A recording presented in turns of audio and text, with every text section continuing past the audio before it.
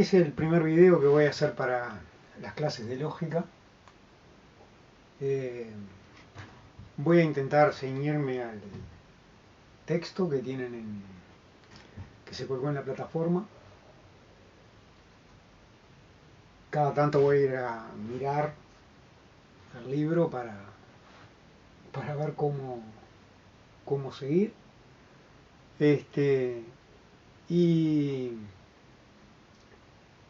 Y en este primer video no sé qué tanto voy a poder avanzar, porque el primer capítulo es relativamente extenso y nos llevaría tiempo cubrirlo. Creo que no va a bastar con un solo video. Con lo que vamos a empezar el curso es intentando responder esta pregunta: ¿qué es la lógica? Y yo podría dar ahora una definición de lógica, una caracterización de la lógica, decir, la lógica es la ciencia que tal y tal cosa, pero el tal y tal cosa involucraría conceptos que en principio no es seguro, ni siquiera es razonable esperar que tengan los alumnos del curso. Por lo tanto, vamos a tener que hacer un camino importante para llegar a decir qué es la lógica. Antes de ponerme a filmar esto, estuve mirando un par de videos en YouTube que justamente tratan este asunto, que es la lógica, y ninguno de los dos me gustó. No porque pueda decir que tienen errores, sino que la concepción que presentan de la lógica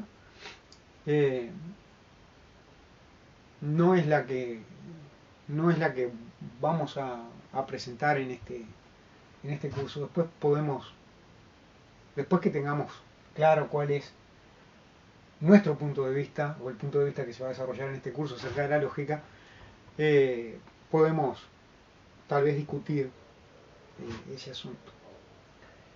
Entonces empezamos con esta pregunta, que es la lógica, y por supuesto que la palabra la conoce todo el mundo, seguramente alguna vez la usó y dijo: eso es lógico, eso no es lógico,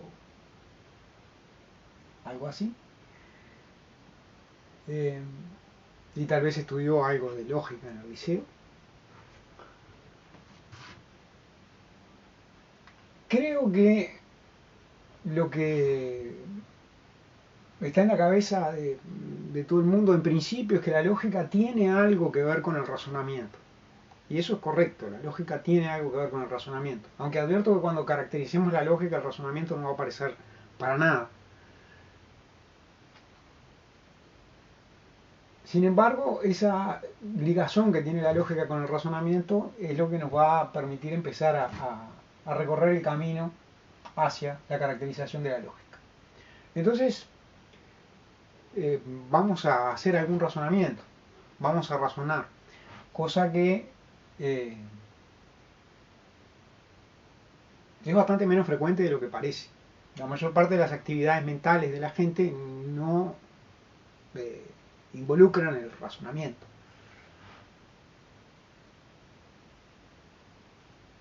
Me parece que no hay mejor forma de poner en juego un razonamiento que intentar resolver un problema. Y vamos a tratar de resolver un par de problemas en principio, un par de acertijos que vamos a tener que razonar para resolverlos. Y a partir de la reflexión que hagamos sobre esa actividad mental que desarrollemos para responder los acertijos, es que vamos a poder ir caminando hacia una visión de lo que es la lógica. El primer acertijo, el primero que está en el libro, es un Nurikabe, que es un juego que está muy bien, pero sería bastante largo desarrollarlo acá, y el pizarrón este es chico y sería problemático. Por lo tanto, he pensado en otro y voy a presentar algo diferente a lo que está en el libro, pero para nuestros propósitos sirve exactamente igual. Voy a escribir acá información. Voy a decir que Juan está mirando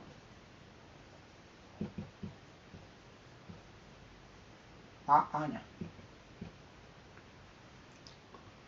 Ana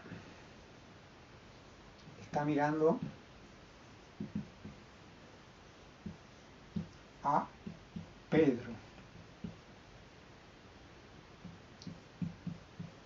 Juan tiene lentes.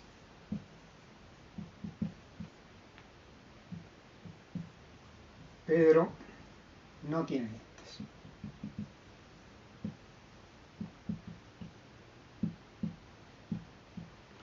Tenemos un montón de información ahí. Sí. Estamos hablando de 3 personas. Juan, Ana y Pedro. Juan mira a Ana, Ana mira a Pedro. Juan tiene lentes y Pedro no tiene lentes. Y nos dan esta información y nos preguntan, sabemos esto, y nos preguntan lo siguiente: ¿hay alguien con lentes mirando a alguien que no tiene lentes?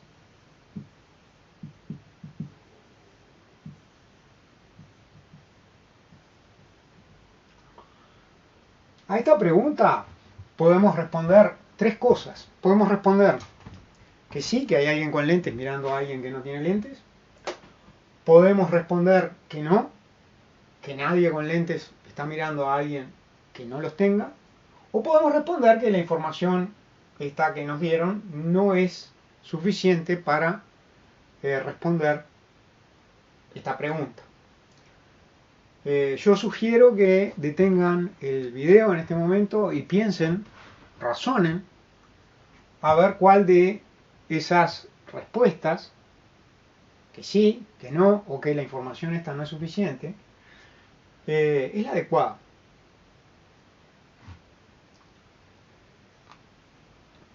Voy a dejar un momentito y ahora voy a hacer un razonamiento. Acabo de prender el cigarro al revés.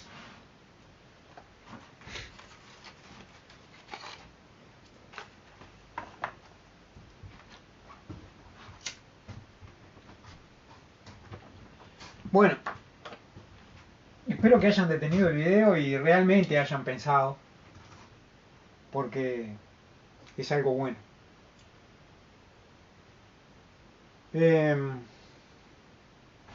Acá está el borrador.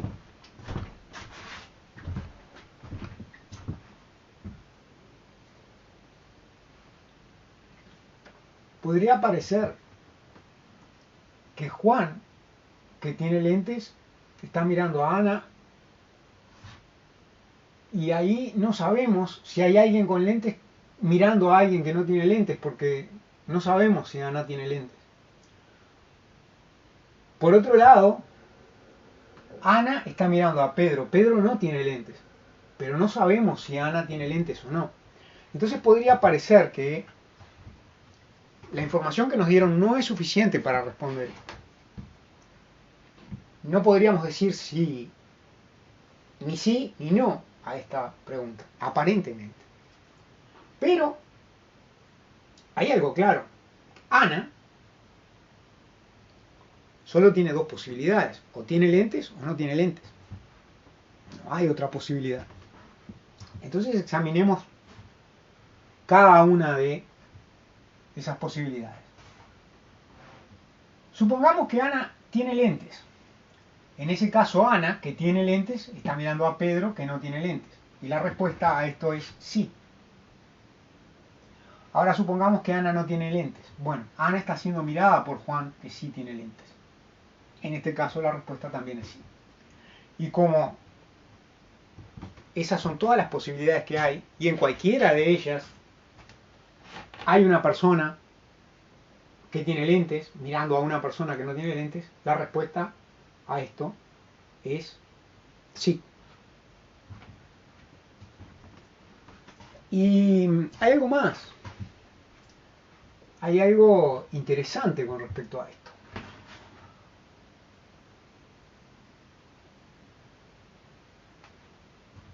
A esta altura deberíamos estar convencidos de lo siguiente.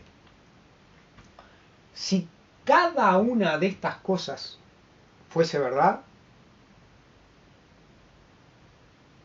entonces tiene que haber alguien con lentes mirando a alguien sin lentes.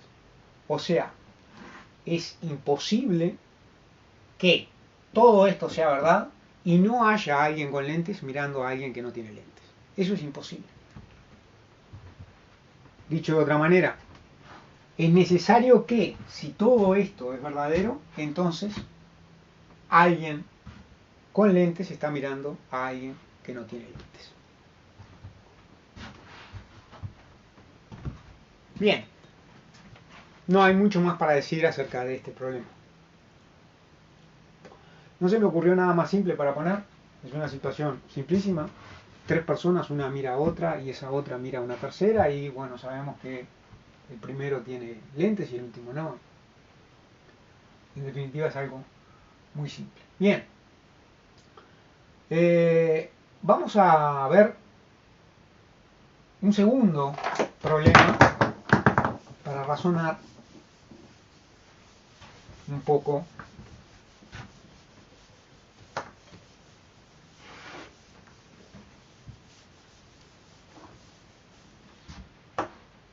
a partir de ello. Este problema es un problema muy conocido.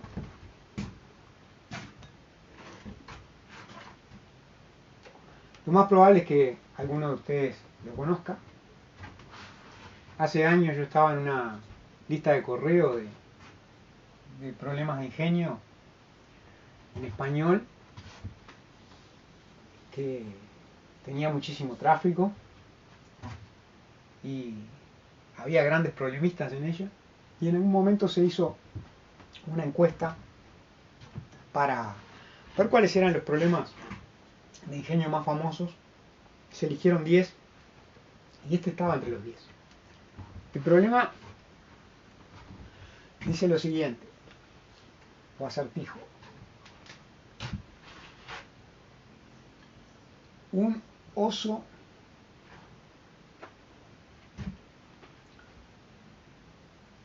camina desde su punto de partida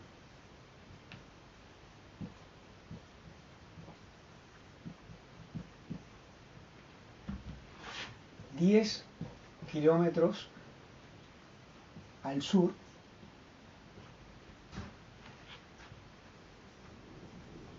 luego dobla y camina 10 kilómetros al este, luego dobla y camina 10 kilómetros al norte, llegando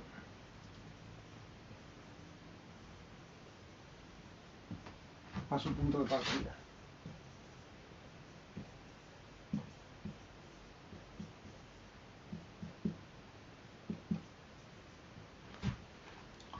La pregunta es, ¿de qué color es el oso?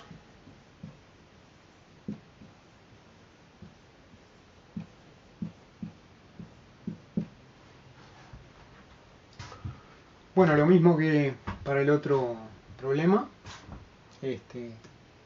voy a decir, voy a razonar ahora. Sugiero que paren el video y razonen sobre esto. Los que no hayan leído el libro, porque en el libro está la discusión, Este, y bueno, vamos a hacer eso, vamos a discutir. La primera vez que uno se enfrenta con este problema, siente mucha extrañeza. Y extrañeza en más de un nivel. Lo primero es que me digan cómo se mueve un objeto no parece nunca darme información acerca de qué color tiene el objeto. O sea, las cosas en nuestro mundo normalmente se mueven según determinadas características que tienen, pero el color eh, no parece ser una de ellas. Eso primero. Y segundo, que si nos hacemos un esquema mental de lo que está presentando la información que nos dan acá me falta una R, partida, seguramente pensemos en algo así. El oso está acá, su punto de partida, camina 10 kilómetros al sur, luego dobla y camina 10 kilómetros al este. Bueno, pues entonces está girando en ángulo recto, otros 10 kilómetros, y después 10 kilómetros al norte.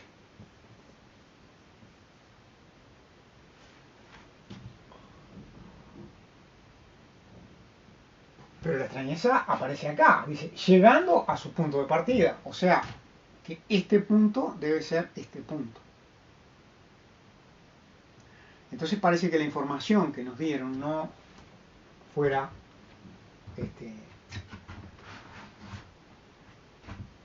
posible que todo esto sea verdadero. Parece que si algo camina 10 kilómetros al sur, 10 kilómetros al este y 10 kilómetros al norte,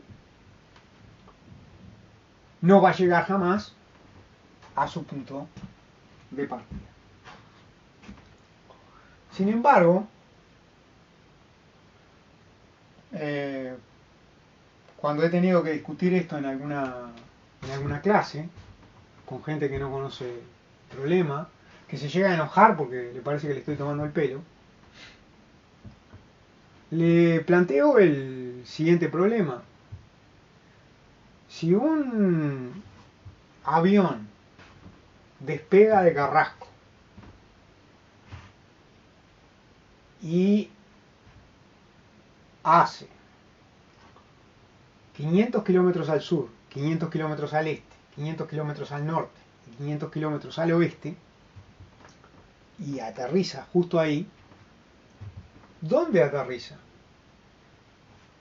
¿Al norte, al sur, al este o al oeste de Carrasco? Y ahí, con un avión en la cabeza, hay gente que empieza a darse cuenta de por dónde viene la mano. Vamos a verlo para el caso de Carrasco. Nuestro problema es que, aunque si nos dijeran terraplanistas nos ofenderíamos, nos olvidamos de que este esquema vale en un plano, y en un plano sí, esto nunca va a suceder, que llegue al punto de partida, pero nuestro planeta no es plano. Entonces, si tengo acá la Tierra, acá el Ecuador, supongamos que Montevideo está acá. Y cuando digo el avión se mueve 500 kilómetros al sur, lo que estoy diciendo es que toma un meridiano, que es una línea que parte de un polo y llega hasta el otro polo, ¿sí? Y ahí recorre 500 kilómetros. Cuando digo se mueve 500 kilómetros al oeste,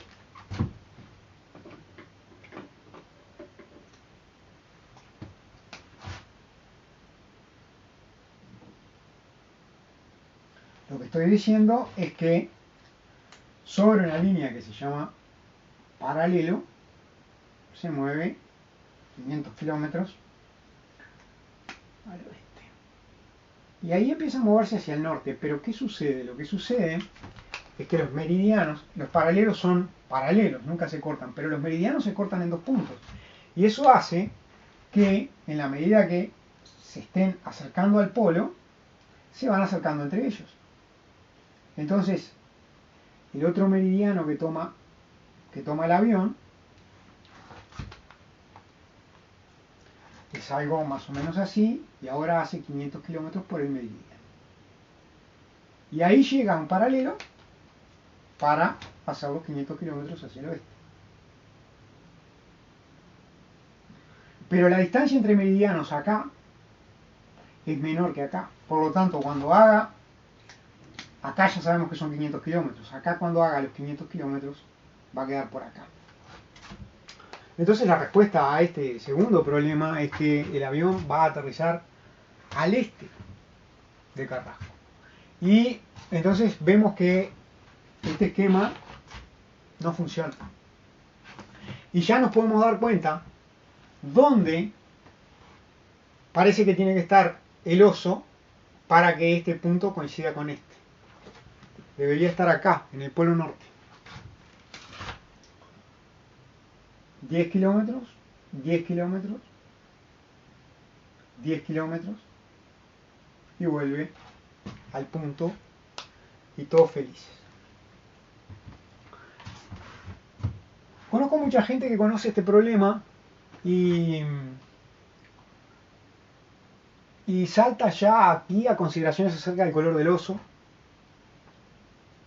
a partir de que se encuentra en las inmediaciones del Polo Norte. Pero en realidad deberíamos preguntarnos si no es posible que el oso esté en algún otro lugar. Si no hay algún otro punto del planeta desde el cual se pueda hacer esto. Estar en un punto, estar en ese punto, moverse 10 kilómetros al sur, caminar 10 kilómetros al este, luego 10 kilómetros al norte y volver al punto de partida. Y la respuesta es que sí, hay, y no solamente uno, hay infinitos puntos en los que eso puede pasar. Pero como la geometría esférica no es una disciplina demasiado cultivada, vamos a ir rápidamente a esa otra posibilidad. Los paralelos, que son líneas paralelas al ecuador, cada vez tienen una circunferencia menor en la medida que me voy acercando a los polos. El paralelo de máxima circunferencia es el ecuador. Entonces por acá, muy cerca del polo sur, tiene que haber un paralelo, que lo voy a dibujar absolutamente exagerado, cuya circunferencia sean 10 kilómetros. Toda la vuelta son 10 kilómetros. La verdad que como paralelo me quedó fantástico. No sé cómo dibujar un paralelo con el que es tan chato. Esto, con toda la vuelta acá atrás, son 10 kilómetros. ¿No? La circunferencia del paralelo mide 10 kilómetros. Entonces, si el oso estuviera a 10 kilómetros al norte de ese paralelo, entonces lo que podría hacer sería 10 kilómetros al sur y llega a ese paralelo. Y ahora empieza a caminar hacia el este. Camina 10 kilómetros, pero en 10 kilómetros da toda la vuelta.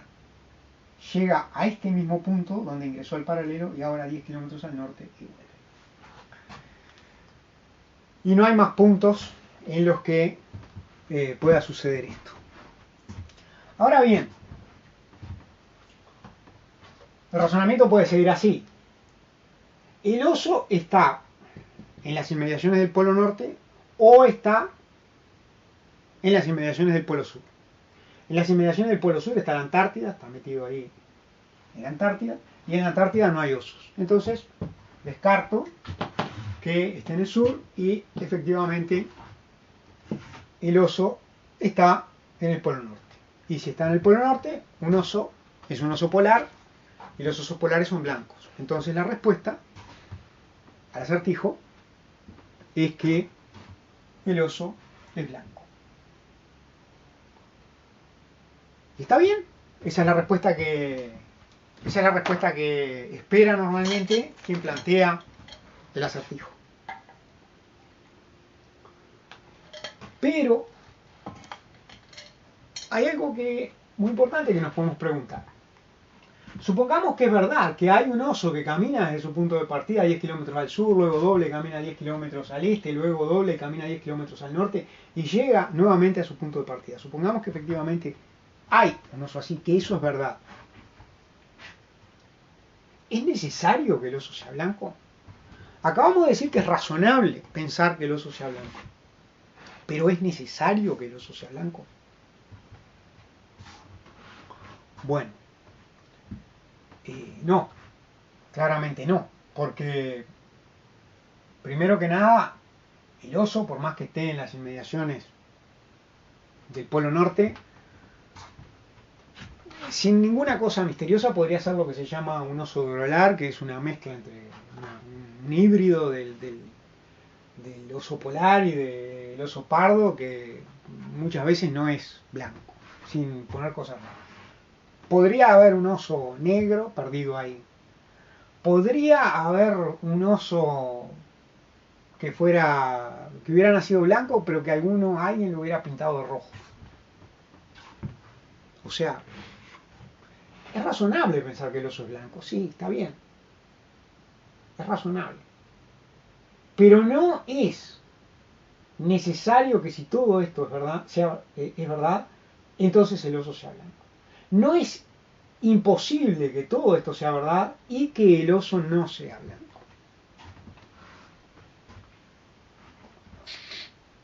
Y esa es una distinción que va a resultar fundamental para cuando